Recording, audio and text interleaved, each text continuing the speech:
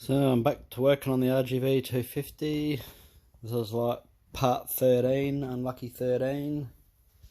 So out of all the trouble I've had with it, I finally got to put on the dynotune, and they couldn't get the mid-range to richen up. So there's a graph of it, so just around here, didn't matter what I tried, couldn't get that to flatten up nicely up here, and then down here it's too lean. So after going on a few forums and speaking to a few people, it was suggested that I didn't have the right squish, which is the distance between where the piston and the head meets. So I've measured it and I had 1.9 mil, which should be about 1 mil, 0.9 mil, and that was because the old base gaskets, which are these ones, are about 1.4 mil, which were put in to try and give it good top end, but it meant that the mid-range and wasn't going to work very well. So in the end of the day, it wasn't untunable. So I'm back onto the second cylinder now. Everyone suggested to take the engine out.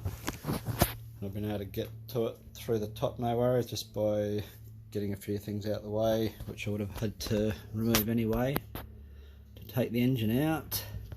So it's been about 5 hours to get to this stage. I'm just about ready to put the cylinder back on. So I've measured the squish on this lower cylinder, and I've got 1 mil now, all torqued up. And it's got a lot more compression now as well, which is good.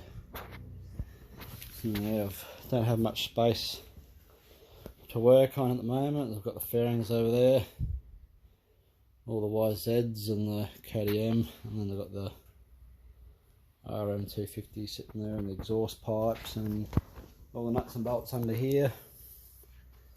So look at the head. So I've got the O-ring like a VHM or SP type of head, so the spark plug's in the centre. So I'll knock that centre out, give it a clean out and put new O-rings on. Cylinder's only done probably 200 Ks, looks pretty good.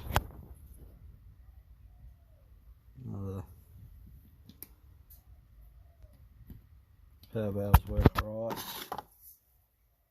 which is good. So yeah, that's about it for now. I'm just going to put that other cylinder back together, measure the squish, and start putting all the exhaust radiator hoses and all that back together. Thanks for watching again. Hopefully we fix it. I'm just getting ready to measure the squish on the next one now. So what I'll do is put the head on and then bring this up like so, and then that will compress a piece of solder up against the head, and then I won't go too far, I might go back in the port and I'll bring it out. And then this is the last piece I did on the other bike, or the other cylinder, so I'll just put on the verniers and measure it, and I've got 1.067 millimeters, which is about where you want it. So I'll just measure this one, and then I'll be able to put the head on.